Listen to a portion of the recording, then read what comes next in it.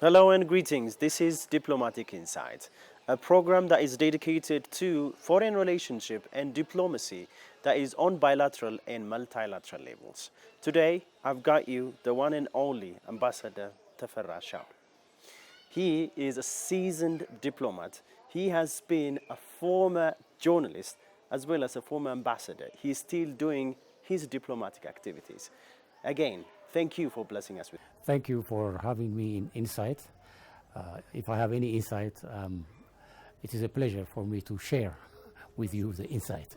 Awesome. So you are a person of experiences when it comes to journalism, diplomacy, relationship, foreign relationships to be exact. So as a person who has served in more than 3 regimes here in Ethiopia, you have seen Haile Selassie, the Derg, the TPLF, and everything that comes after that. So as a person who have been a former ambassador in these 3 regimes, what are the major themes and the objectives in the change, in the continuities of this diplomatic history of Ethiopia? Thank you very much, because this is an all-encompassing question.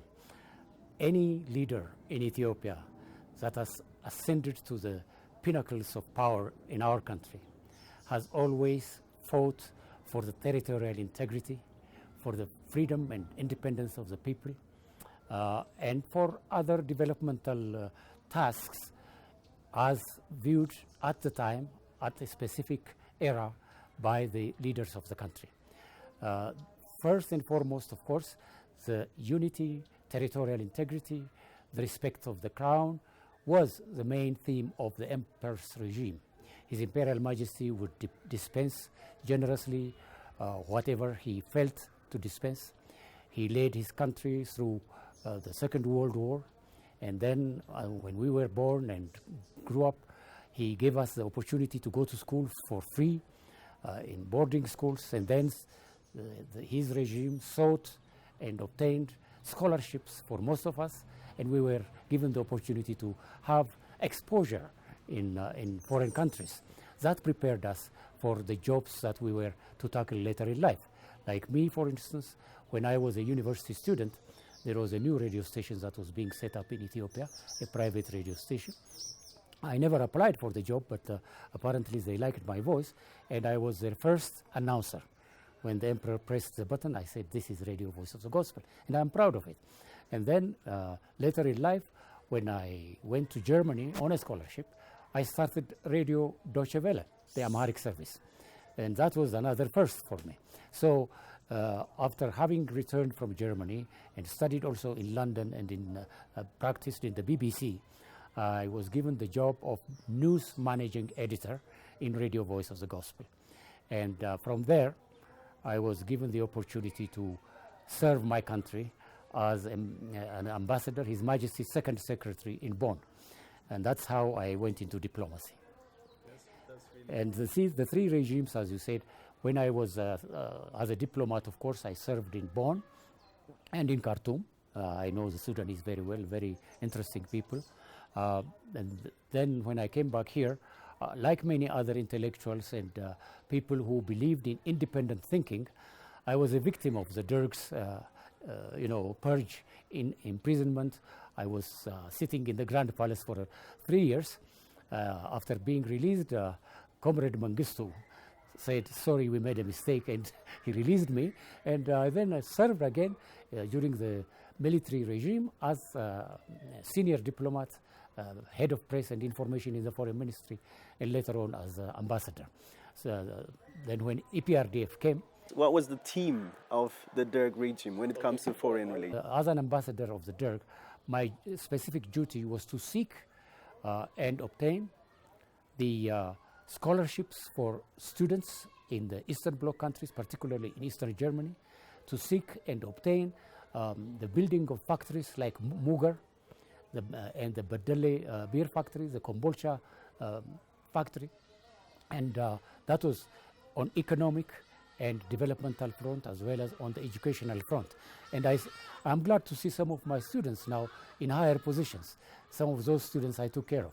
So the Derg's specific challenges were, of course, the territorial integrity of Ethiopia, when Somalia invaded and we had to repulse the invasion, when the EPLF, Eritrean Liberation Front, waged a war of liberation struggle. The idea was to keep the country intact, but the Derg could not yield to the idea of participatory democracy with the rebel movement. If they had, they sat and negotiated, but you know, you can't have it all. A win-win situation was not able to be found, and of course the EPRDF and TPLF, that was just a very insignificant rebel movement, joined hands with the Eritreans, and they came to town. So when they came to town, of course we were told to abandon our posts, and I served the foreign ministry until the day Eritrea separated from Ethiopia. But I still maintain that the situation could have been saved had President Mengistu been able to yield or lean back a little and start to negotiate. It didn't happen. The history did not allow us. So the main theme of the Derg regime was territorial integrity, defense of Ethiopia, and of course building Ethiopia in a socialist orientation of development. When Meles came, Prime Minister Meles came, the EPRDF started the so-called developmental state. That also achieved a magnificent stride in the beginning, when EPRDF was not corrupted by, many power and wealth-seeking individuals.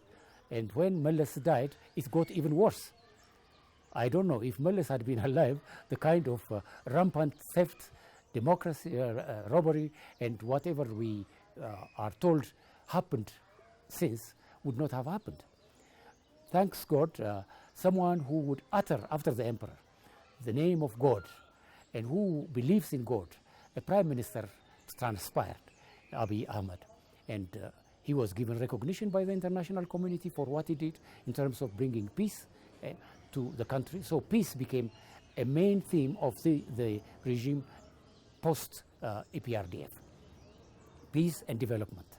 Now, for this peace and development, of course, the Grand Renaissance Dam was begun by Meles, who had a very good vision, who saw the early plans and translated into action when Egypt was at its weakest.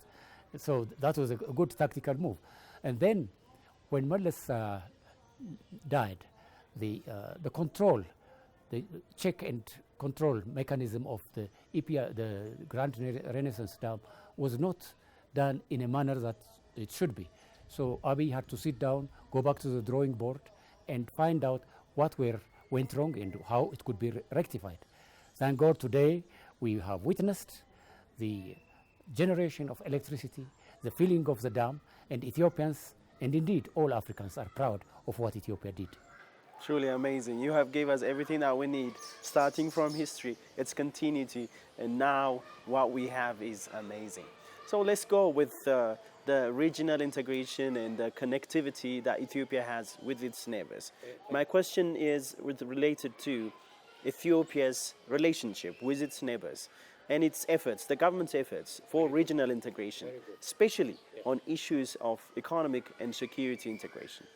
Very good. When Ethiopia started to support liberation movements, those of Kenya, Tanzania, Congo, Zambia, South Africa, anti-apartheid struggle, and even the West African countries, the main theme was African unity, African union, and integration of economic and other activities. If you remember, Kwame Nkrumah called for a union government in Africa. It didn't happen. But the African Union was created, established. And I'm considering myself lucky to have been present in Durban when the African Union was recreated and when African OAU was established. So it has gone a lot of developmental stages as far as African unity integration is concerned. With regard to our neighbors, since the time of the emperor, with the setting up of IGAD and the East African countries' approach towards integration, a lot of work has been done. Yes, the external powers that wanted and did not want this kind of African solidarity and African unity were an obstacle to many, in many ways. But from the time of Klilu Habtold, the premier after the war, Katama Yifru that followed him, then I can name you all the ministers that served with Colonel Faleke, the Jazz Machizode Gebreselassie, Goshu Wolde, then of course the other ministers that served, Brhanu Baye, Tesfaye Dinka, and then later on after Tesfaye Taddese, and then later on when the EPRDF came, Siyum Masfen, and after Siyum, Theodros Adhanom. The two of them have joined the renegade group, but all the same they served Ethiopia. And I had witnessed and worked with most of them. And so I saw how they tried to convince the world that Ethiopia is a factor to count in Africa. And our visibility, particularly with Meles, he was a very highly well-read prime minister. He could engage any foreign leader. He did his job and passed away. But after him, we are glad to find out that the prime minister, the current prime minister, Dr. Abiy, is also well-read, a man of arts, literature, a man of internet technology, a man of goodwill, and pro-poor. You see him building houses for the poor. You see him trying to assist where assistance is needed. However, when you are very benevolent, right from the beginning with the emperor, if you are benevolent leader, there is always an opposition. And Abiy is facing a very uphill task, but despite that, despite COVID, despite all the machinations of the separatist movement of Eritrea and Tigray and all these areas that had been developed the culture of separation from the body politic of Ethiopia, Abiy managed to bring back Ethiopia into the fold, and you know that reconciliation between the two peoples have taken a stage that is, I hope, irreversible. And the unity of Ethiopia, despite the attack waged by TPLA for the sake of power on the Ethiopian army and its reversal, I hope a peaceful engagement will set in, and that our people will once and for all forget war and build peace. This is what my hope is. That's why I'm still serving with my government on a voluntary basis in the Foreign Policy Council and in many other ways. Awesome, awesome. That is a best wish that we need right now. Going forward with the issues of economic diplomacy, Ethiopia has become a major investment hub in Africa. And that has been witnessed through the integrations and activities in the economy, through the development of industrial hubs and industry centers here in Ethiopia, the power sharing schemes, and the infrastructure linkages with Kenya, with Djibouti, Sudan, South Sudan, and everyone. And the credit goes to the basic economic diplomacy that has been done. Absolutely. What's your take on that? When we engaged the South Sudan warring parties during EPRDF's time, the aim was to create an atmosphere of stability so that the region can interact in economic terms. We participated in the formation of COMESA. We participated in the formation of many other regional entities, regional peacekeeping. I served with the East African Standby Force based in Nairobi for some time. I was the administrative officer there. And still it is called African Standby Force. It is part of the building blocks of African peace forces, and we have done our share. Then, when we come to the industrial parks and industrial investment possibilities, the fact that just yesterday, Prime Minister Abiy opened the Diredawa duty-free zone, and also is responsible for the building of an industrial park in various places, and continued with the industrial park development that was begun by Mallas and Haile Mariam, Prime Minister Haile Mariam. The thing is ongoing. Ethiopia should have peace at home in order to attract foreign investment. So to have peace at home, you have to have peace with your neighbors. If you have peace with your neighbors, then like Sudan, there will not be any one of them that send rebels into our territory. Sudan has a very interesting characteristic. It is at one time a very good neighbor, at another time, because of dictation by Egypt, because they have both been vassals of the British Empire, they share the same kind of mentality of servitude towards the imperialist West. So we have a problem with the Sudan, but the Sudanese are wonderful people. Really, they are our own. I consider them as my own because I served there. Our music, our culture is similar, and they are very kind and generous people, more generous than us perhaps. But our generosity begins with the letting them have the waters of the Nile unimpeded.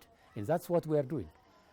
The Egyptians have a narrative which says, yeah, if Ethiopia builds a dam, we will not get any water. That's nonsense. Because the water turns the turbines and it's going to the lower riparian countries. So our aim in terms of building peace around our borders is because we need our neighbors. We cannot swim alone. Together we can swim. And if we sink, it will be together. So I don't think our neighbors would like to sink.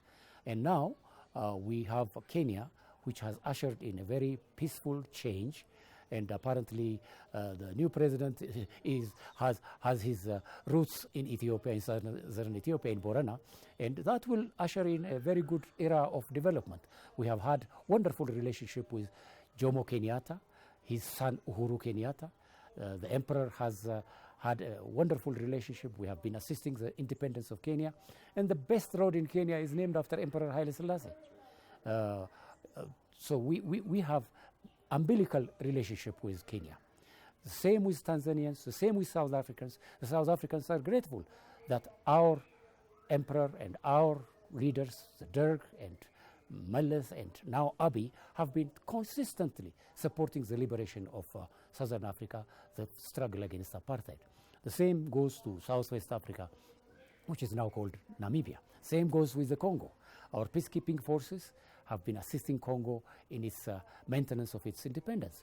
In Korea, our forces have been major players. In West Africa, in Burundi, everywhere, our forces have been keeping the peace. So the major thrust of the Ethiopian foreign policy is live and let live, peace with our neighbors, development for our people, so that tomorrow we will be wheat exporters, vegetables exporters, and not importers. The same goes to medicaments and other industrial outputs. So our foreign policy is aimed at assisting, supporting our armed forces in the portraying Ethiopia to the outside world. Our foreign policy is aimed at supporting the economic activities, bringing in investors, and also convincing the outside world that Ethiopia is a home with wonderful climate, with wonderful people, tenacious, hardworking people, and that's how the world should see us. And that's what we're working for. Awesome. I like the way you relate history back in the days and with now. That is represented with the way you talked about Kenya, way back in the ways of Uhuru and Jomo Kenyatta. I like that. Going forward with the issues of security, especially with regional security and peace, what's your take on the Ethiopia's involvement in regional peace and security, especially our peacekeeping missions has gone to Liberia, to Rwanda, to that of Sudan, South Sudan, to be it in Abyei, in Darfur and everything. And what should be the way forward, especially in continuity? The peacekeeping spirit of our armed forces is a continuous process. There is a peacekeeping school, a college they have established, and I'm glad to assist them. The peacekeeping tradition of Ethiopia, I told you, started from Korea and then came with Congo, and then West Africa, Rwanda, and now Somalia. I have been a witness when our forces were doing the peacekeeping in Rwanda. In Rwanda, our army was doing farming with the farmers. In Abyei, they were doing it with the farmers. In Liberia, they were building homes for the poor. Our peacekeeping forces never sat with hands folded waiting for conflicts to happen. They helped avoid conflict through the generosity of their engagement in the development of the countries they were posted in. So the Ethiopian peacekeeping going forward is keep this tradition, keep the tradition what we did in Korea, heroism, patriotism, keep what we did in the Congo, the same, maintain the independence of our brother and sisterly countries in Africa, and the neighborhood, make sure that terrorism will not prevail in the region. Peacekeeping has a very big task. It is surmountable. At the moment, the challenges may be many, but the victory of our peacekeeping forces combined with the peacekeeping forces of our neighbors, the Kenyans, the Burundians, and others, will be successful. True, true. Let's go on with the new and unique feature of Ethiopian foreign policy, especially with the government mobilizing the Ethiopian citizens and citizens of Ethiopian origin, especially in the diaspora. Good question. That's a very good question. Our biggest force, I should say our nuclear force, smaller one albeit, is the diaspora. The diaspora is a major force galvanizing support for Ethiopia from many countries wherever they are. Imagine when we started to build the Grand Renaissance Dam, the diaspora were active in soliciting support, in buying bonds. The diaspora, when sanctions were put on Ethiopia by the Trump administration, the diaspora were the ones who were forcefully advocating for these sanctions to be lifted. They are doing it now. Also, whenever there is something adverse in terms of international relations that transpires aimed at Ethiopia, the diaspora have been in the forefront. They advise our government, they come here and invest, and the little they earn abroad, they don't keep it there. Even if they have another passport, their spirit of Ethiopianness is in their heart. They are truly the sons and daughters of Ethiopia, and Ethiopia owes them a debt of gratitude. True. What should be the way forward, especially in citizen diplomacy? Well, the way forward is only to engage our international partners. You engage your enemies, your adversaries as well. You don't simply dismiss them as enemies.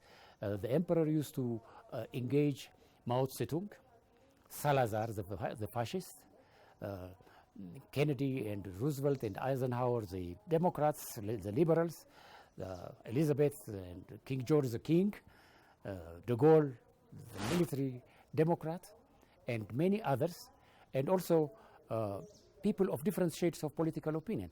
So, constant engagement, overt or covert, with our friends and not so friendly individuals and countries is important. So, we have been major force in the formation of the non-aligned movement. Non-aligned means not taking side with anybody. So Marshal Tito, Gamal Abdel Nasser, and His Imperial Majesty Haile Selassie I were a force to count. Take Nkrumah and the rest, who were major players in the non-aligned movement. The non-alignment is now turned into a win-win situation of international cooperation. We cooperate with Europe. Europe is our nearest landmass continent. They know Africa is endowed with a lot of natural wealth and minerals and many other. The people of Africa are also, when you look at the best football players of Europe, it is Africans. So Africa provides lots of amenities to Europe and America and the rest. The Congo provides the uranium and all the tantalum and all the mobile phone fabricating minerals. Africa has a big wealth. The Arab oil can dry up one day, but Africa's wealth is is immense. And our endowment, the sunshine with solar energy, the waters with hydro energy, all this can be shared by those who want to live and work with us for a win-win situation. Amazing. Let's go with one of the humiliating factors about Ethiopia, especially with the influx of refugees going abroad, which sometimes brings us humility and sometimes it brings destitution. How can we bring back the pride and dignity of Ethiopia? The influx of refugees has been both ways. There are those who immigrated to Ethiopia from the Armenian-Turkish war and settled in Ethiopia as Ethiopians, and they contributed a lot to the development of Ethiopia. There are Somali refugees who are our own. Essentially, I wouldn't call them refugees, they are our own. And then there are South Sudanese refugees who came here during the South Sudan war. We took care of them. It is the tradition of Ethiopia. Today you see Syrian refugees on the streets of Addis Ababa because this is our tradition. To the extent that the head of government of Ethiopia invites those people during Eid in the palace to have fitr with them. This is our tradition. We cannot shed away our responsibilities to the international community and to humanity. Conversely, Ethiopian refugees abroad are mostly seeking economic benefits. The little maids that go to Saudi Arabia and the Gulf states, why do they go there? To make some money, come back home and put some corrugated iron roof on their houses and also improve their lives. Unfortunately, their generous, their loyalty, their sincere service has not been always very much appreciated. That's why when they were suppressed, the Ministry of Foreign Affairs, together with other line ministries, mobilized resources to bring back, to date, not this time, but also about a few years back during EPRDF's time, to the tune of 150,000 Ethiopians who were destitute in these Middle Eastern countries. Those who went to America have settled there, have become lawyers, and doctors, and engineers, and traders. They are doing well, and they are at heart Ethiopian. Those in Europe as well. So the influx of refugees is both ways, but both ways being so, we have to know how to take advantage of this situation for the development of Ethiopia. Yeah. But my question is, how can we ascertain the pride and unity of Ethiopia, the thing that we need in Ethiopia, so that we can bring it as an objective in the foreign policy of Ethiopia? The foreign policy aims at, of course, handling all these challenges you mentioned in a very peaceful manner, in a very friendly manner. Ethiopia has never engaged in war in all its history. Ethiopia has always sought to bring peace, to engage peacefully. And the same goes with the bringing back of our refugees, the return of those who are here, to see that the world is peaceful. And we play our role in the United Nations, in the African Union, in many other international institutions. So a constant engagement with our partners, with countries, with the people here at home, and finding peace at last, will make Ethiopia the most attractive place to work, the most attractive place to prosper, and the name Prosperity Party will bear its true name when peace is settled. True. Let's go with the EU, AU, and the African Union, especially with the role of Ethiopian diplomacy in the AU and in the relationship with EU and AU, as well as the Southeastern nations. Well, EU has a colonial baggage, as you know. The Europeans have been colonizing Africa, the Portuguese, the Spanish, the French, the British, the Germans to a certain extent, have been colonial countries. That colonial mentality has not left them. So when they get together in the EU, they think they can dictate Africa. No, they can't dictate Africa. We Africans have a dignity to defend, a dignity to respect. Those who respect us, we respect them. And with those who don't respect us, we try to engage them to understand that respect is the only way, that togetherness, working together is the only way. So this is the policy with Europe. I mean, they think that as someone who thinks that he is a big power, power, even Athens, Rome, Greece has been up and they crumbled. The demise of the Roman Empire, the demise of the Greek Empire, the demise of the Ottoman Turkish Empire is replete with all historical facts. So if the EU today thinks they can dictate Africa, I think they should go back and read their history. And if they think they can exploit Africa for free, they should go back and look at reality today. Today we are in the year 2022, a year where a colonial master cannot exploit the minerals and resources of an African country. So let's sit together, engage them, and let them work. They are paying debt when they give us assistance. Don't take it as it is generosity. It is the debt that they are paying. And we were poor because they were rich. They were enriched by our resources. So our diplomacy, however difficult it may be, we have to engage the Europeans in a manner that is very friendly, also teaching them a little bit of history lessons, and see how we can work together. Find with them, sit with them together. And there are those who are puppets of a coming American administration, like Borrell or whatever his name is, this EU person. He is so articulate than most of the Americans themselves. He is an agent. So disregard the agents, but look at the bigger picture, and we engage the sane parts of the establishments in Europe. Awesome. What about the role of Ethiopia? Role of Ethiopia in the African Union, especially the diplomatic role of Ethiopia in the African Union, and with that of the finding African solutions to African problems. The fact that we said the GERD issue should be resolved by an African mechanism, that African problems should be resolved through Africans, is an Ethiopian motto. And other African countries, fortunately, have also bought this. And then we have to have the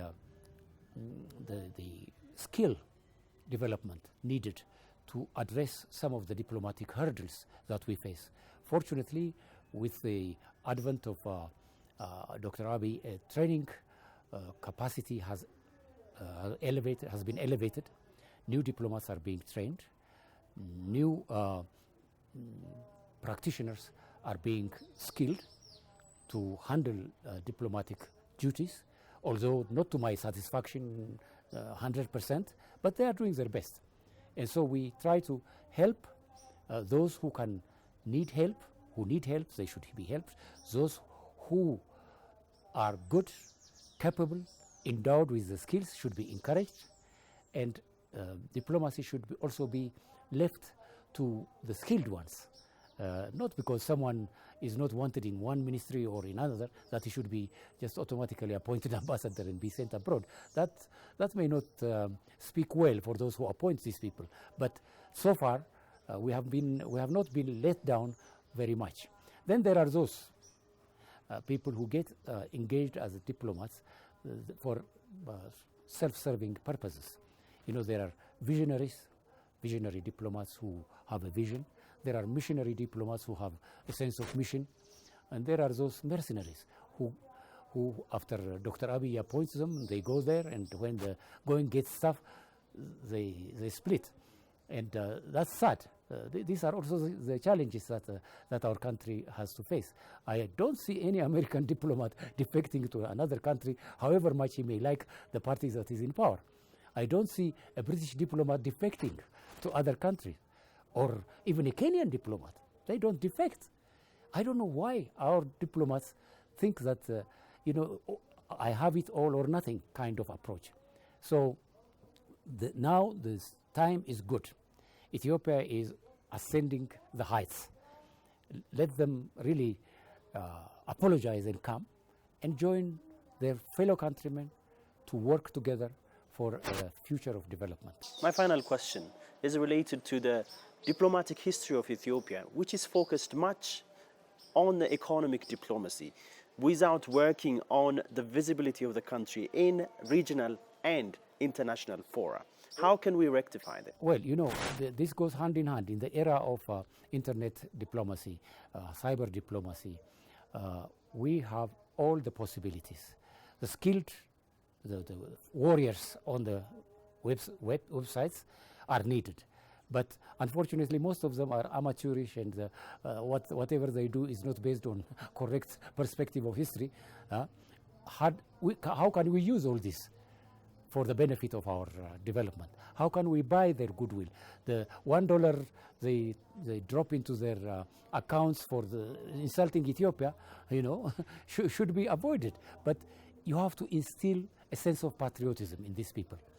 Unless you instill a sense of patriotism, they will continue to be bought by the likes of, you know, the renegade rebel groups and terrorist groups to insult, to denigrate Ethiopia. They denigrate Ethiopia, that whatever is visible seems invisible. So we have to work on this. The digital diplomacy is very important. What we can do is, side by side with digital diplomacy, also make sure that people read. And to encourage people to read, Abrahot Library has been set up, and many Abrahots will be coming up in the various regions in the country. A habit, a culture of reading should be developed. We have to look into a long-term view of how we can rectify some of the mistakes we have made and some of the problems we have faced. Awesome. Any final remark before we go? Anything that you want to add on the diplomacy, on everything that we have been talking about? Well, I have one message for you. I am a partisan to journalists. The best diplomats come out of journalists and lawyers because they reason, they research, they do a lot of work, they are articulate. If you advise your fellow journalists to read well, like they do now, and advance their knowledge every time, people like Paulos Nyonyo, Brahanu Zarihun, and many others in the past, Gadamo Abraha, started very humbly, but they read. They went to good school. Mulugeta Lule, he went to school, maybe he finished high school, and then he read. He was one of the most prolific writers, both in English, Amharic, and in his native languages. So I advise the young generation to read, read, and read. Thank you very much for blessing us with your time. Thank you. That's all that we have got for you inside this edition of Diplomatic Insight that focuses on foreign relation and diplomacy that Ethiopia has had throughout history on bilateral and multilateral levels. And today's guest has been Teferra Shawl, a seasoned diplomat, a journalist, and a person who loves Ethiopia the most. Thank you for staying with us, and do stay tuned for more from EBC Languages.